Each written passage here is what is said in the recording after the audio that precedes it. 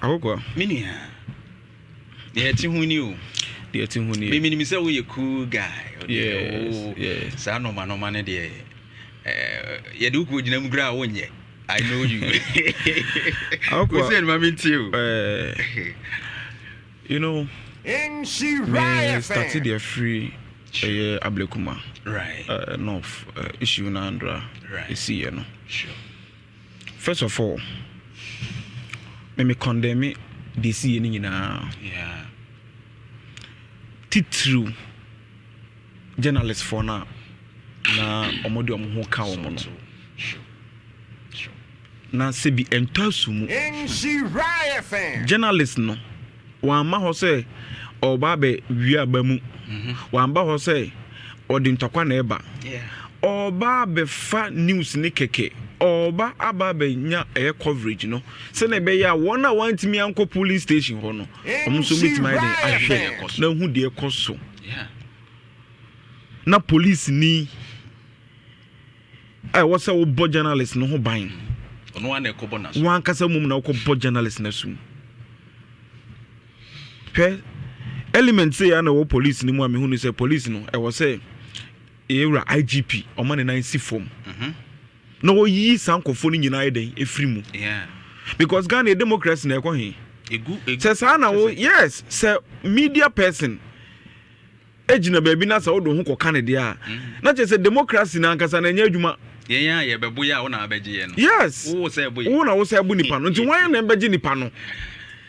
So who dey make no. Nti me there I totally condemn a brutality and I say assault no they call a media persons for no so. Sure. And Tosumu. And in fact, make us say na me ba be commend a IGP. Right. And me who say and social media first person na me who need a Eugene. Yeah. Eugene post na me who ye. Okay. And no post no tag Ghana police. Yeah. The next year me who ye Ghana police for the omo but so my interdicted that police officer na or ye get obo get na sumu. We need sanity, we need nyama ye pe. Enye bibia. Yeah. Enti ene die I totally condemn that one. Sure. Ni obo na sumu ye bema. Obobema. Yeah, obobema sum. Yes. Oba no die no. Oba die na tax no na yi for years. Yeah. Enti o ka say yen yinim bra as the eye Hussein and as NDC ni bi na de no call. Enye NDC. Mama nchira wade bi. Mama nchira nanim kra nanim da ho. Enye NDC ni. Me pa ma. In fact, enra okọ honum no enra ya wo ho nyina no obi enu no she party atade. Say they make what you say. But me Andra I am deputy organizer MPP. Only HAWA KOOMSON there no. Me be kakra ka fa. Right. Deputy organizer for the past 3 good days. Yera Malik Basintele ye say ye mpe wo ye ne bia wo honum. Nti wo ya brante bi na oba ho na yeso ba be ha adwan ye omontwenye den e ma wo. E mo ba no say Yera Malik epa onfa nonsense ne nya den embra honum. Na obetire no bibi kakra. One can say. Omo deputy no. Me who post be about Deputy organizer no. Chris Nikwe. Me who bi any. Okay. Something like I say the ABLEKUMA not rerun. If the NDC hear K from the MPP, we will respond KK. Malik Basintale. I say I'm coming. Malik not tagging Malik Basintale and ready for any nonsense from any of you. So what I say.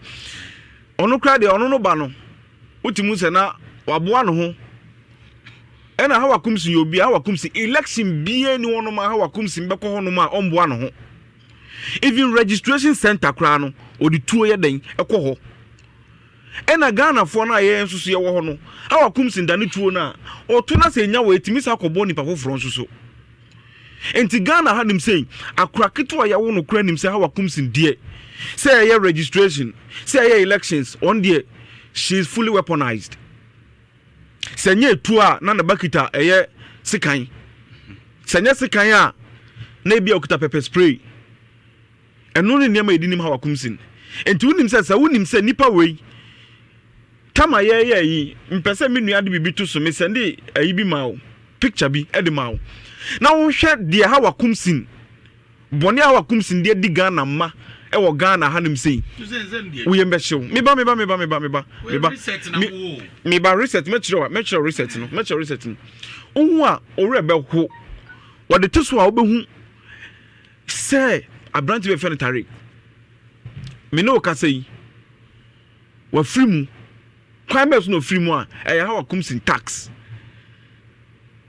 ɛna ama nipa na wu 2024 elections HAWA KOOMSON nipa 2 baako 9 sɛyɛ baako firi mu wɔ hɔ na Ghana fo nyina hu sɛ maame we de sɛ no tie o nti sɛ wo kɔ police station na hu sɛ maame na ba hɔ ade na wɔ sɛ wo yɛ sɛ so bɔ ho ban nti maame na ba hɔ ɛna Ghana fo mu pia ba bɛto aba ɛwɔ ABLEKUMA North ɔmo suro ɔmo no sɛ HAWA KOOMSON anya ba hɔ de etuo bɛto wɔ hɔ because on de commando on ani metuo to yie ɛsati metna ka sɛ ɔno a na tutuo sɛ na meka wutie ɛna empen tax no any police for no yes HAWA KOOMSON ei free baby a wogina no free ho HAWA KOOMSON so on free ho HAWA KOOMSON so on free ho abrante we HAWA KOOMSON adawrumanti o hwa abrante we HAWA KOOMSON adawrumanti we moja ye no ho pra oba besia me hu bi da o Ghana ha oba ben ene wa hu se yesi ye to aba oba ne tax ene onu ankasa ne mu gitom se ye otutu onim toto o se Ghana ma onanim toto e ma we se hwe abrante HAWA KOOMSON aye ni se yo ba ko so hwe nanim onu kwa de wa free mu tariffs we na registration no just registration yan ko to aba ene HAWA KOOMSON aye se na se abato nso duru a okum nkofo na o se bi mu nan ena police for no mu gina say hey baby HAWA KOOMSON gina no ohu enti make sure say obema obe free honum HAWA KOOMSON so free ho omo ba HAWA KOOMSON so free ho omo ba na HAWA KOOMSON say na mo me ba maboa me ho dada e wana pepper spray ena brante ba kunsu ni pepper spray mu say wasua the way ya say den tactics a yede boy ho ba free pepper spray ho ode eche wo se eche ena otun ho otun no bo pepper spray wonim wan ko so kwa akotake HAWA KOOMSON no pepper spray no ena obo to form but to fem no we saw tax a wo mo bo no fem police sa tax ni bisa ho se hwe me no ka se mimi su miti we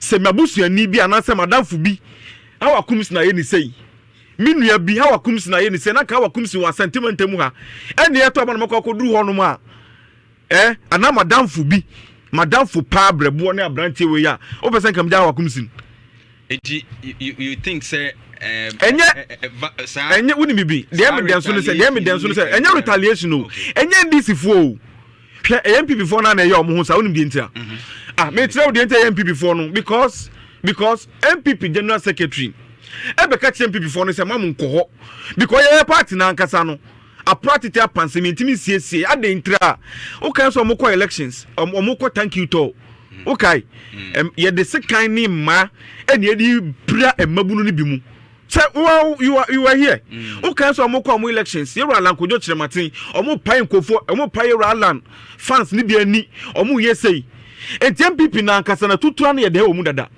ena omo ka say na mo tie ntihwe na mo anya den mo ankoho ena omo nyina koduru honum omo koduru wie na ja omo a we say enya we na yesi member ha no we say mo say de beba because eye maame na nkasa na party mpanimfo abeka say mo nko elections no wo ja tu so beba ena ho na kwe entintokwa na sisi ho no bebre na no enya ndisifo yes I'm telling you for enya ndisifo but okay how do you make of this Malik Basintali ne war and war so saying or say obo guy na oto de hona abaso na also 5k men be and so he applauded the 5k men for that the oma akoye ne ho and are you saying say the Malik Basintali can say akwano say the oto ne hono why python or see the BBB python I will search for it and he applauded the 5k men you are an NDC who are the 5k men in fact 5k men ni yena yeni da ho udu obegina police station afese akan ABCD na nya ntokwa 5k men no ukodu ho no ma be vigilant mo wani na ho and only 5k men they are not fully armed no person who armed who person who bia okay offensive Sam George person who men na kasa no mo yes bone na omuna no mo tete pick up so mo bonkofo sumu prankofo to the extent say even nipa no no he uni masamba kwesa bufu sem wo mu ma me ne say tax bi ba no so okay ayawa so west omu pam NDC vin candidate man ko share ne dem no ntimi mpie na ndem ami wati manya kwan nenam na yero jomahama ba na aboa man de wo nenam obie ni wono mo de ne side account o say nkofo bi ye den edi wachi enti boni a ekoso ye boni ekoso minim say Ibrahim meba okay minim say Ibrahim se committee bi no be set a ono de obetima set. I just want to read this with you. Jeff me the ne post no. Oh me post ni de mahu. Just project it. Let me say waka bibi I just want us to go through because we are saying they are not NDC people. That's what probably you want to make am mo kontokwa no. Omo kontokwa no. And wama omo mo call HAWA KOOMSON so. Wama description because from today I name him the flying python. He shall be in charge of the 5K Air Force. Good. 5K Air Force. Air Force. Air Force. No, it's not about military Air Force. No. It's Air Force now. Talk about 5K men. That Air Force. You have clarified. Say 5K men. No, you're monkro for many. Money daho. And was a guy no. Omoko HAWA KOOMSON so torn. They said you will see he will now be in charge of only 5K Air Force, which means more. These 5K people no. And Canadian now, Sir Branton claiming say one call HAWA KOOMSON so where maybe NPP for more. How do you juxtapose this with Malik Basintali in charge of? On say Michiro say yes. On say Michiro say yeah. A Branton no. Na all fighting for the life no more because pepper spray no. A journalist back who pepper spray. The na ye no. Who ana.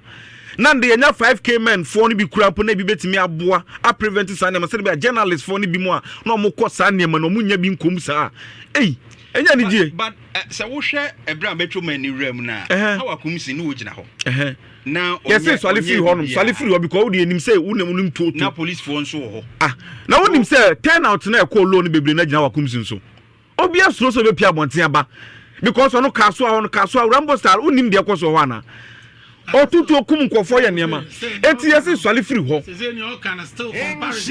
no make no comparison where I'm not doing comparison later make a kaso na say me ba reset ni say nyamia ya adom Hussein nyamia ya adom wona omukoka ebi mu no enura na ankasa no police for ejina omuna so interdictive bi police for no the obo interdictive no yes but my when I course no say your commission bi na be establish na yetimi ahu the findings near provided recommendations I mean say John Dramana will do it me there how many say in the past near course so Kintampo south and other areas no I mean the NDC had issues because violence. Ayawa and all those, the Techiman South, sorry. And then Ayawa so West. Don't compare it to this one.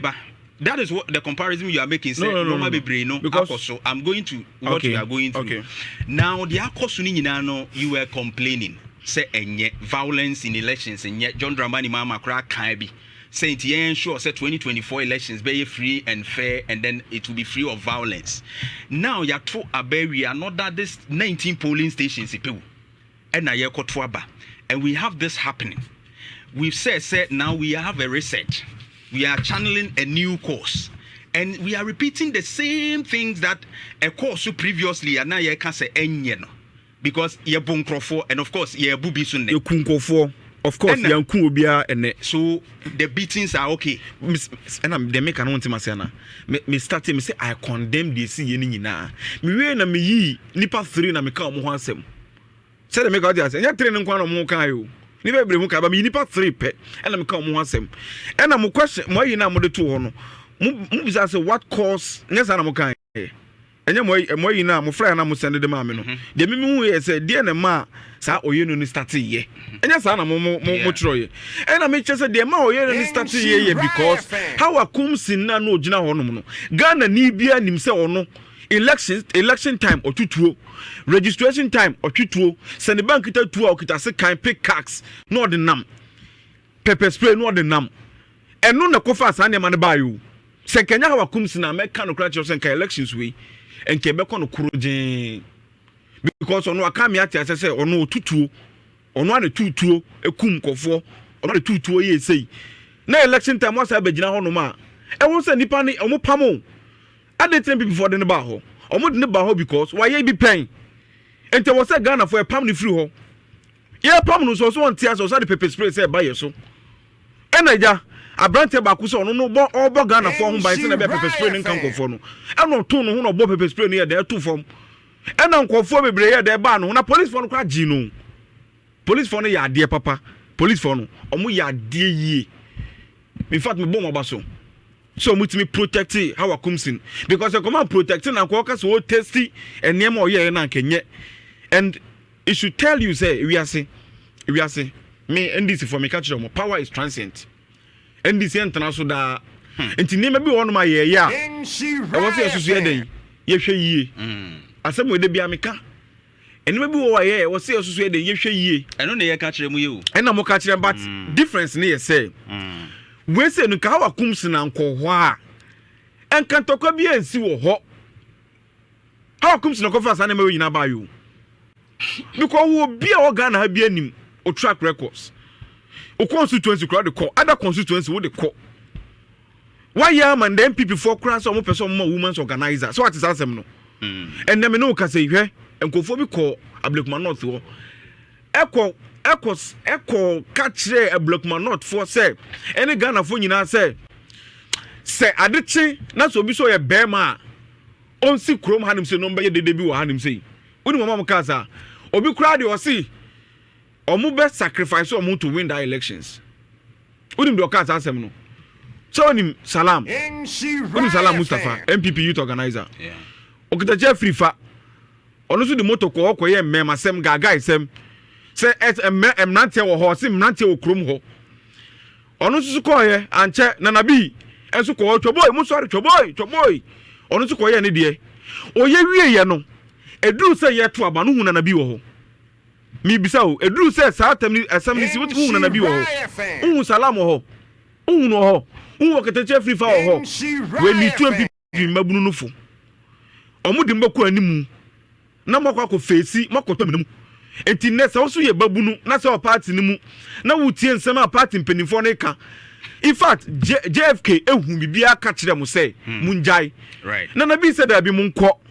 right salam say munko omukodu hon so o munyina dwane agamo right ama eye okiteche free fa the motor koduru o ye mmasem eduru a wayera wodwane right enti san niema na ekoso no enso so mabunu no munhwe ne yie me ntena hanim sei enka se NDC ya ade a na se nya mebo maba so se MPP ya ade na se enya meka kiro musa ade no mu ye na ye ana se so mu ya ade na nya meka se ye no de me ya make kan se Ghana fo munti ena ye wa ba mu de be ye be mamu asetena mu I see ye amamu no enu an ye ba be ye right na ntokwa na ndre course ni sa ne ma ni nyina ne de e unfortunate but unfortunately nyina no susu no open the causative agent of santokwa ni nyina susu a e ya HAWA KOOMSON because nka wankwa ka bibia sa anya dai ensi HAWA KOOMSON kofa sa ne ma ni nyina ba ye e na Ghana ni bia so ni track records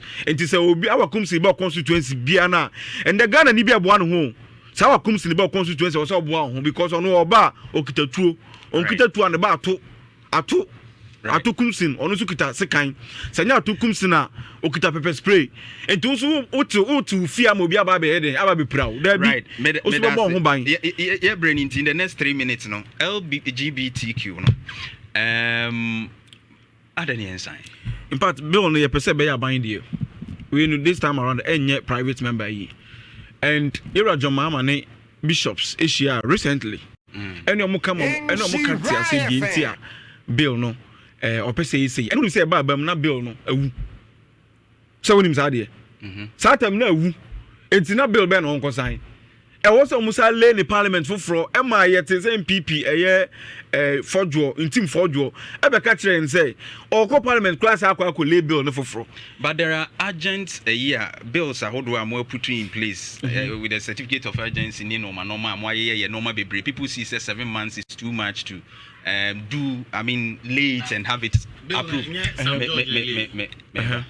So with that time frame people expected some more bills be brave. Even good board by yet me a year home running and they quickly. Why not say we know so be fast as said the more other ones? We say no. Once we say no. Let me tell you something. Bill biano. Nhyira bill a fact process be bremu and sana president na sent it to. Bill way a bill court in sensem ne sa nema ni nyina ye den e bae. NDC e bae no. Meba NDC MPP before the courts. Yeah. Say omuti ase man na adum en assent to it. To the sense say kodru e ho no executive secretary side back to parliament. E mo money parliament kranya entoka kakra.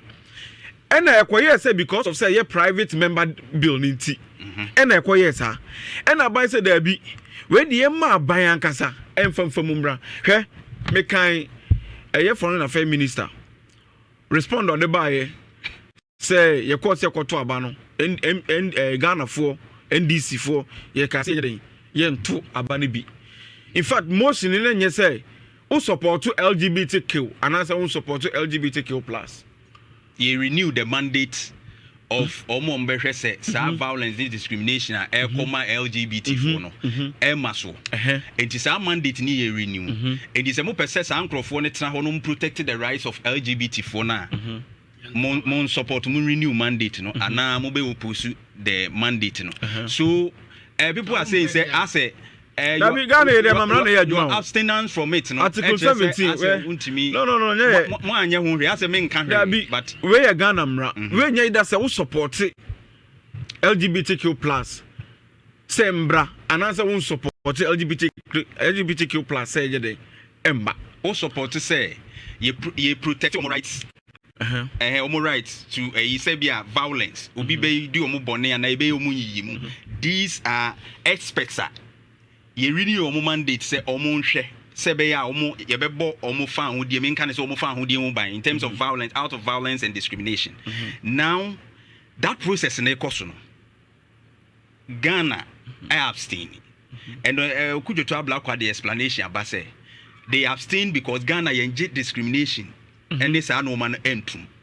But people are also saying say senka ebia wonyin to say LGBT ne nkoso dia na nka say who oppose say nkofu we die who make emphatic statement over there say wo die sa die we no wonye den on support to client whether they are rights or they are in a mandate no ebia wo die won ka ho but akwa say one can hwe na wo on support this one can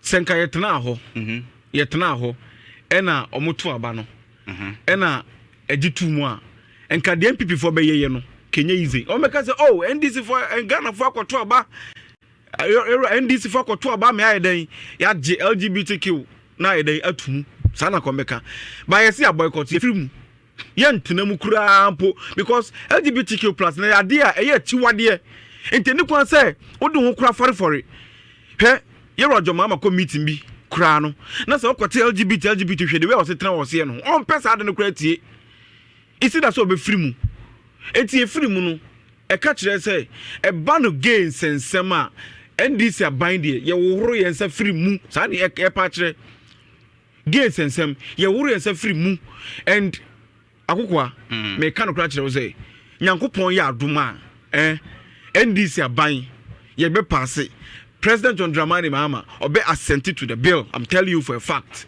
ye better na hanim say na wa boy Rajon Mahama abaso na maka chi oza akukwa Yera Mahama ono sa niema no onpe o ampanso so wa ye eni na dia ye nyina ye den ye pe but ye nti se ba ko omo de kokko se the LGBTQ no ye nti ase se ni say so ase omo de na different but so as compared to ye de court case be anywhere against it yes. Clearly yeah. I learned say MPs ni bi kra relay Yes. So what people are calling is a speedy up. We will do that. And then it must be signed. In fact, we will do that. Right. Thank you, Hussein Ibrahim. And our NDC communications team member, of course, spokesperson to the regional minister Shanti and Otin and Kanama.